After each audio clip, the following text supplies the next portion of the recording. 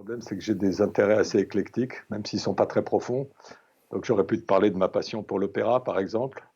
Mais non, je vais parler ça sera l'occasion d'un autre message.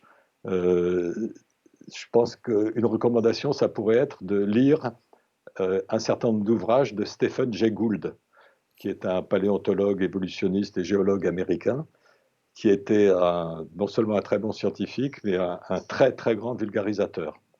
Et alors, ce que j'aime bien dans les ouvrages de Gould, c'est qu'il démontre clairement au fil de ces chapitres, parce que c'est divisé en chapitres, il démontre ce que c'est qu'une démarche scientifique. Et il démontre que même en évolution, on peut expérimenter, on peut formuler des hypothèses et les valider ou pas.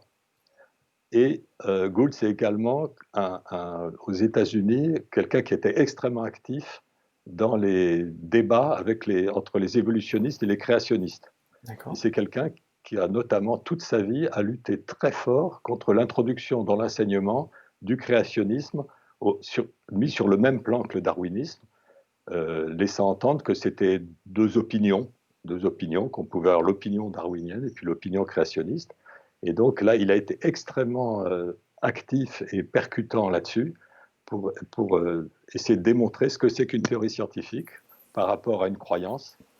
Et du coup, pourquoi je pense à Gould, c'est qu'actuellement, tu le sais comme moi, Ouais. que c'est de pire en pire avec les réseaux sociaux.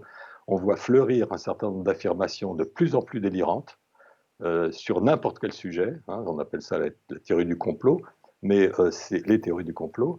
Mais c'est extraordinaire. Et alors du coup, là, je remets ma casquette de prof. Je crois que c'est essentiel d'apprendre aux jeunes, aux enfants, aux élèves, aux ados, de leur apprendre ce que c'est qu'un fait par rapport à une croyance, par rapport à une opinion, etc. Ça, c'est absolument indispensable.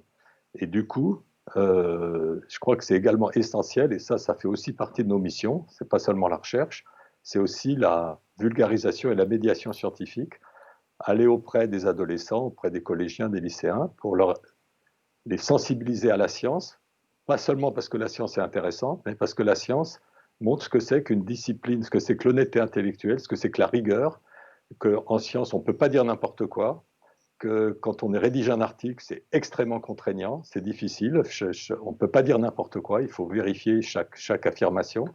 Et je crois que c'est une excellente école pour se prémunir contre ce genre de dérive. Et de ce point de vue-là, je pense que les livres de Stephen Jay Gould, non seulement ils parlent de sujets passionnants en évolution, mais ils démontrent aussi ce que c'est que la démarche scientifique ou la démarche rigoureuse en général.